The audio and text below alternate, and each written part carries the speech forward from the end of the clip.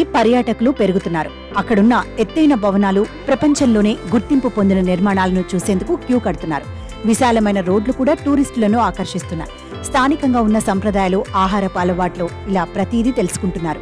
ఏది ఏమైనా దుబాయ్ అంటేనే ఎండలు, భారీ ఎత్తున ఉష్ణోగ్రతలు నమోదవుతాయి. ఈ నేపథ్యంలో దుబాయ్లో టెంపరేచర్పై శాస్త్రవేత్తలు హెచ్చరికలు జారీ చేస్తున్నారు. చరిత్రలో ఎన్నడూ లేనంతగా అధిక ఉష్ణోగ్రతలు నమోదవుతున్నాయని చెబుతున్నారు. దుబాయ్ని అత్యధిక ఉష్ణోగ్రతలు హడలెత్తిస్తున్నాయి. ప్రస్తుతం తేమ, వేడి దుబాయ్ ప్రజలను ఇబ్బందులకు గురిచేస్తున్నాయి. జూలై 17న దుబాయ్లోని పలు ప్రాంతాల్లో 43 డిగ్రీల సెల్సియస్ నమోదైందని వాతావరణ శాఖ అధికారులు చెప్పారు.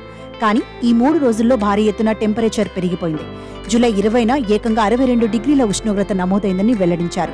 భారీ ఎత్తున ఉష్ణోగ్రతలు నమోదు అవుతుండటంతో శాస్త్రవేత్తల బృందం, వాతావరణ శాఖ, ప్రభుత్వం ఆందోళన వ్యక్తం చేస్తోంది. సాధారణంగా మానవులు 40 డిగ్రీల ఉష్ణోగ్రత దాటితేనే డీహైడ్రేషన్ కు లోనవుతారు. కొందరు చనిపోయిన సంఘటనలు ఉన్నాయి. ముఖ్యంగా వృద్ధులు, చిన్నారులు ఎండ తీవ్రత కారణంగా ఆసుపత్రి పాలవుతుంటారు. ఇక దుబాయ్లో ఏకంగా 62 డిగ్రీల ఉష్ణోగ్రత నమోదు కావడం ఆందోళనకు గురిచేస్తోంది.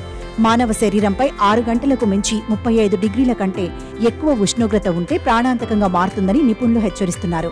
దుబాయ్లో ప్రస్తుతం హీట్ వేవ్ కొనసాగుతోంది. దాంతో దేశ ప్రజలంతా జాగ్రత్తగా ఉండాలంటూ వాతావరణ శాఖ అధికారులు సూచిస్తున్నారు. అత్యవసరమైతే తప్ప ఇళ్ల నుంచి బయటకు రావద్దని చెబుతున్నారు. తగిన జాగ్రత్తలు తీసుకోవాలని హెచ్చరిస్తున్నారు.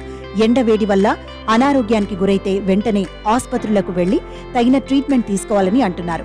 చల్లదనం కోసం దుబాయ్లో ప్రజలు భారీ ఎత్తున ఏసీలను వినియోగిస్తున్నారు. దాంతో విద్యుత్ వినియోగం పెరిగింది. అధిక ఉష్ణోగ్రతలు దుబాయ్లో అక్టోబర్ వరకు కొనసాగుతాయని వాతావరణ శాఖ చెబుతోంది. పర్యాటకులు ఈ విషయాన్ని దృష్టిలో పెట్టుకుంటే మంచిదనే సూచనలు వస్తున్నాయి.